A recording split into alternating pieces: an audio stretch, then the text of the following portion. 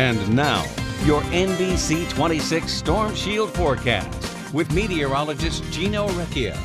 A little bit of some haze, some misty fog out there, had a little bit of a light drizzle at times, but then it started to have a little bit of snowfall mixed in. Very light, didn't really cause much of an impact, especially along and south of Green Bay into the Fox Valley. Temperatures today very similar to yesterday. Highs were in the upper 20s. This is pretty much what we normally should be seeing for this time of year. But tomorrow, it's going to be about 10 to 15 degrees cooler than what we saw for these values, as highs will only be in the teens. Average high is 29 for this time of year, so just 2 degrees below the normal. 55 was the record back in 2015. How about 1985? We woke up this morning at negative 17 then. Now, snow flurries, a little drizzle will be ending tonight, and then behind it, the cold weather will arrive, and by the time we wake up tomorrow, we will be seeing temperatures in the single digits. But with the factoring in the wind chill, it'll feel like below zero. We start to gradually warm up, and by the end of next week's work week, we could actually start to do some melting on the snowpack.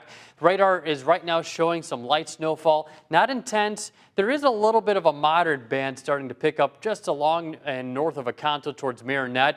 They have been kind of short-lived. As you can see, there was one in Door County that faded apart. Now we're having another little band up to the north. So this will continue, I would say, for the next 1 to 3 hours. Behind it, some drier weather is going to move in here thanks to a high pressure, but this high is pulling in colder air from Canada. So with the dry, sunny weather for tomorrow, it's also going to be on the colder side. Skycast shows a little bit of some light snow, but by the time we get to about 10, 11 o'clock, that's all faded. Clouds will gradually decrease tonight, and as we wake up tomorrow morning, should be actually mostly sunny and a beautiful day in terms of the sky cover if you like the sunshine, but it's just going to be on the cold side. So obviously you have to grab the jacket, the hat, and the gloves. As you get into Monday, a few clouds could filter in, but most of the day should be mostly sunny once again.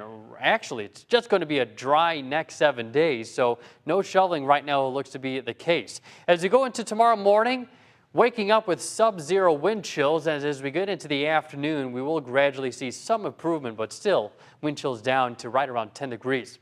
It is 24 right now, but it feels like 12 with this northwest wind at 14 miles per hour. And the steady winds will start to subside just a little bit overnight tonight, but enough to keep those wind chill factors down below zero by the morning hours tomorrow.